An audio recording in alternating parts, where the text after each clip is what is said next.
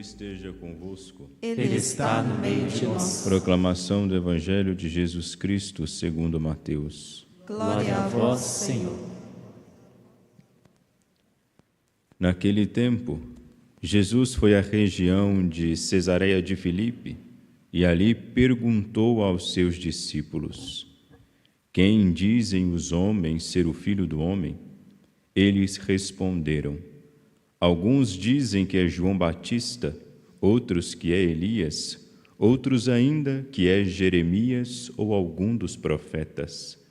Então Jesus lhes perguntou: E vós, quem dizeis que eu sou? Simão Pedro respondeu: Tu és o Messias, o Filho do Deus vivo. Respondendo, Jesus lhe disse: Feliz és tu, Simão, filho de Jonas, porque não foi um ser humano que te revelou isso, mas o meu Pai que está no céu. Por isso eu te digo que tu és Pedro, e sobre esta pedra construirei a minha igreja, e o poder do inferno nunca poderá vencê-la. Eu te darei as chaves do reino dos céus. Tudo que tu ligares na terra será ligado nos céus. Tudo que tu desligares na terra será desligado nos céus. Jesus, então, ordenou aos seus discípulos que não dissessem a ninguém que ele era o Messias. Jesus começou a mostrar aos seus discípulos que devia ir a Jerusalém e sofrer muito da parte dos anciãos, dos sumos sacerdotes e dos mestres da lei, e que devia ser morto e ressuscitar no terceiro dia. Então Pedro tomou Jesus à parte e começou a repreendê-lo, dizendo: Deus não permita tal coisa, Senhor, que isto nunca te aconteça. Jesus, porém, voltou-se para Pedro e disse: Vai para longe de mim, Satanás. Tu és para mim uma pedra de tropeço, porque não pensas as coisas de Deus, mas sim as coisas dos homens. Palavra da salvação. Glória a vós, Senhor. Caríssimos irmãos e irmãs, nós estamos hoje celebrando a memória de São Domingos, fundador da Ordem dos Pregadores, e no dia em que fazemos esta memória, somos iluminados com este trecho do Evangelho, retirado do capítulo 16 do Evangelho de São Mateus, os versículos 13 a 23. Esse diálogo é muito conhecido e muito importante para nós, católicos, né? Porque aqui se diz, né, que a fundação da hierarquia eclesiástica nossa, né, chefe, Pedro instituído como chefe, como cabeça visível, né, aquele que será a cabeça visível da igreja. Mas esse texto ele encontra entre outras duas passagens interessantes, né? Antes disso aqui, Jesus adverte os seus apóstolos, seus discípulos, com relação ao fermento dos fariseus. Tomem cuidado com o fermento dos fariseus. Eles se desesperam porque a ameaça de faltar pão bateu na porta deles de novo.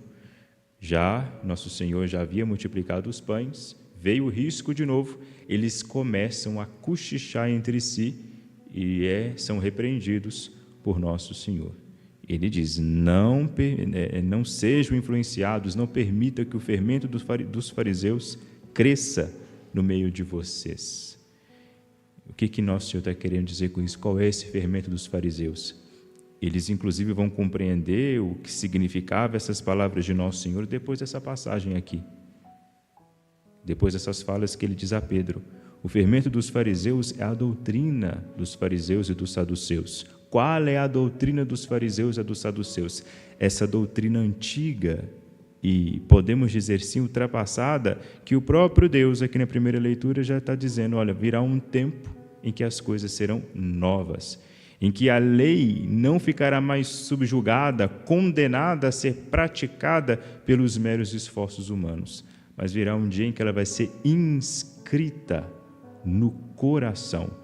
Ela vai tocar a nossa carne, a nossa humanidade, e nós, tendo ela introduzida em nós, aí sim, mediante uma ajuda que não é nossa, mediante a graça de Deus, mediante um dom extraordinário que é o dom da fé, nós obedeceremos a uma lei, que não mais será a lei que colocará diante de mim o meu pecado, a minha fraqueza, o pecado que sempre, constantemente diz que eu sou um pecador, mas uma outra lei, uma lei que está disposta a me redimir, a me salvar, que não só mostra a minha incapacidade, mas me dá um caminho para obter a fortaleza, para obter o meio de vencer, seja lá o que for, que advenha sobre nós.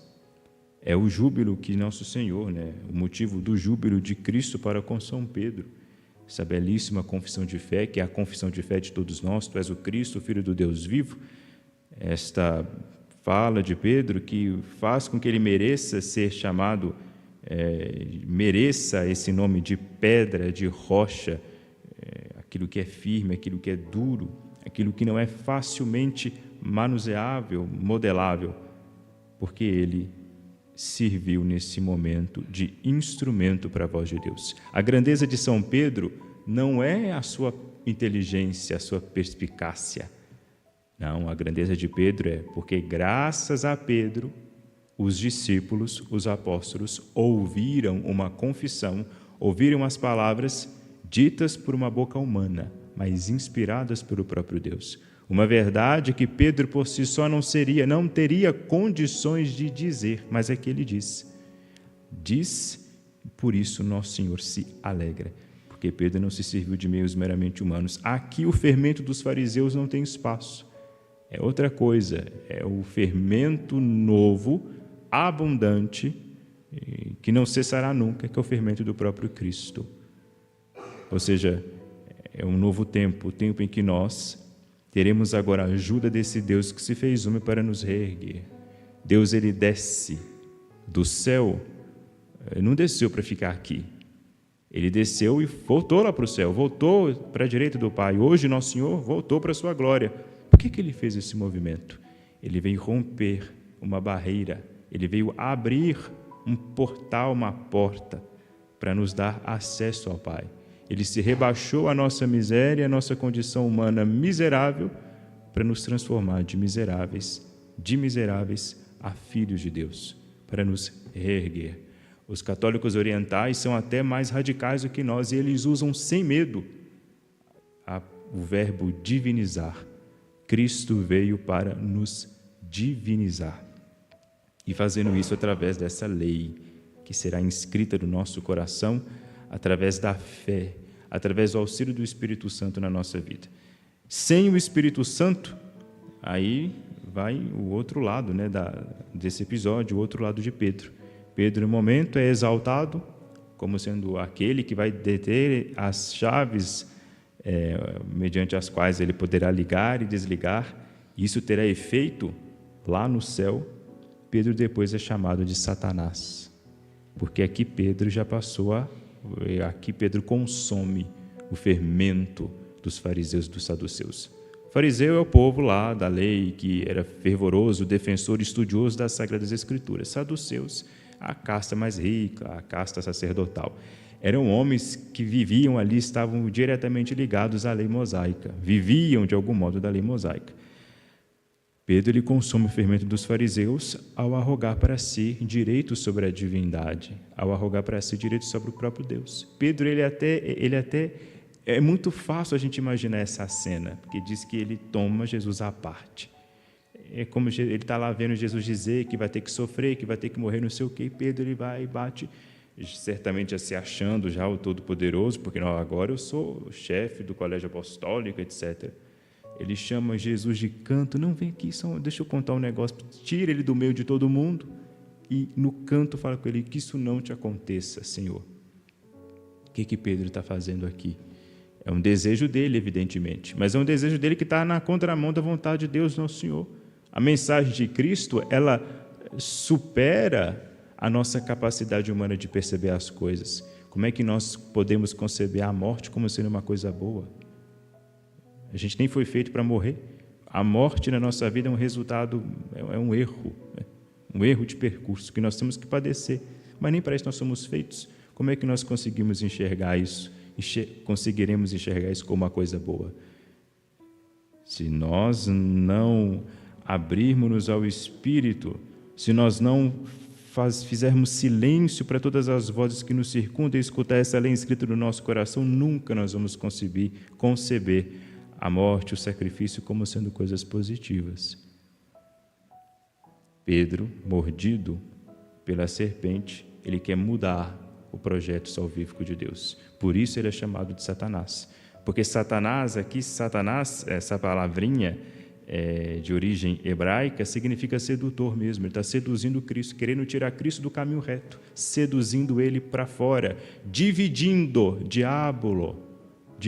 dividindo Cristo da sua missão salvífica, da sua tarefa. Por isso ele é chamado de pedra de tropeço e de Satanás. Porque aqui, infelizmente, Pedro fechou seu coração por algum motivo ao Espírito, provavelmente movido pela vaidade. É claro que isso aqui é elucubração minha, evidentemente, porque não está escrito. Mas é muito engraçado e interessante Pedro ele ser revestido de uma autoridade e logo depois ele já ser rebaixado. Não está aqui, mas logo em seguida, Cristo vai dizer: quem quer ser meu discípulo, venha após mim. Tome sua cruz e me siga. Está puxando a orelha de Pedro novamente. Olha, Pedro, você nunca passa à minha frente. Você não tem direito de dizer para mim o que eu devo ou não fazer. O seu lugar é atrás de mim. Pode ser na frente dos outros 11, mas sempre atrás de mim. É a beleza da nossa igreja, por exemplo. Os papas sucessores de São Pedro, eles nunca ditam regras para Cristo. Às vezes são postos em saias justas. Faz isso, libera aquilo, mas eu não posso fazer isso, porque eu vou estar rogando um direito que não é meu. Não posso fazer isso, porque o Papa, o Sumo Pontífice, ele não é um déspota da fé, ele é um administrador de um tesouro que não lhe pertence.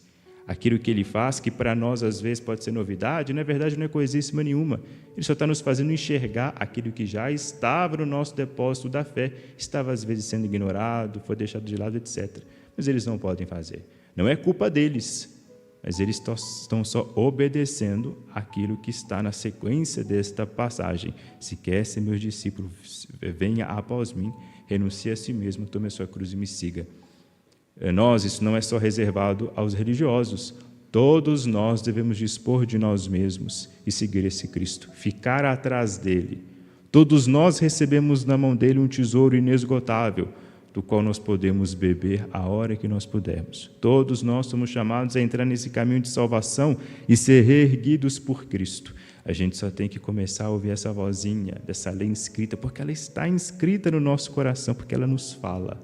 A gente só esqueceu como é que escuta, porque a gente faz muito barulho, né? Para escutar ela tem que fazer silêncio. Essa voz ela nos fala, às vezes ela até grita dentro de nós, para nos fazer voltar ou para não nos deixar sair do caminho rumo a Deus nosso Senhor. Glória ao Pai, ao Filho e ao Espírito Santo. Agora e sempre.